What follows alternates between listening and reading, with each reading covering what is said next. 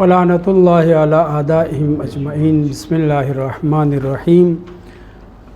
حضرت رسول خدا صلی اللہ علیہ وآلہ وسلم کی ایک حدیث ہے جس میں آپ ارشاد فرماتے ہیں، من اخذ ارضا بغیر حق، من اخذ ارضا بغیر حق کلف ان يحمل ترابها الى المحشر، کلف ان يحمل ترابها الى المحشر۔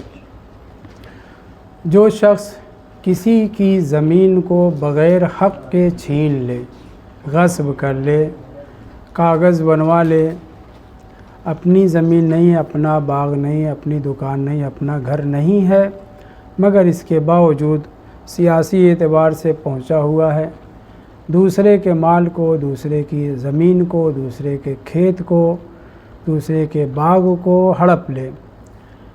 پیغمبر اسلام کی صریحی حدیث ہے کہ من اخذ ارضا بغیر حق، بغیر حق کے، بغیر استحقاق کے، ایک مرتبہ اس کا حق ہے لیکن طرف قابض ہے، یہ چھوڑا نہیں پا رہا ہے، تو یہ دوسری بات ہے کہ اگر کسی طریقے سے کسی اور عنوان سے کاغذ وغیرہ بنوا کر کے اپنے مال پہ قبضہ کر سکے تو وہ تو دوسری بات ہے۔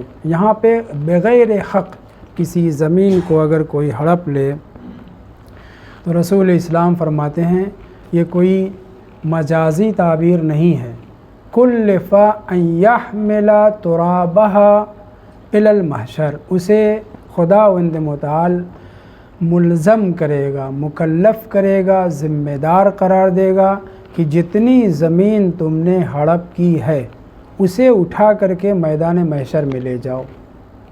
اور میدان محشر میں لے جانے کا مطلب کیا ہے؟ جتنا ہڑپا ہے، جتنا غصب کیا ہے، اس کا اسی حساب سے عذاب اور اسے اس پشیمانی کا سامنا ہے۔ تو پیغمبر کیا فرماتے ہیں؟ کلف ان يحمل ترابها، تراب مٹی، ارض زمین۔ تو یہ فرق کیوں ہے؟ فرق یہ ہے کہ تراب یہ جو مٹی ہے اس کے لیے دوسری روایت میں حضرت امام محمد باقر علیہ السلام ارشاد فرماتے ہیں کہ یہ جو پیغمبر نے ارشاد فرمایا، اس طرح کی اور بھی روایت ہیں، ڈھیر ساری غصب کے بارے میں روایت ہے۔ امام فرماتے ہیں طوق فی عنقہ، جتنی زمین، اس میں لفظ آیا ہے شبر کا، شبر یعنی بالشت، ایک بالشت بھی اگر زمین کسی نے کسی دوسرے کی ہڑپ لی ہے تو خداوند متعال طوق فی عنقہ، وہ زمین اس کی گردن میں ہار بنا دی جائے گی، طوق بنا دی جائے گی۔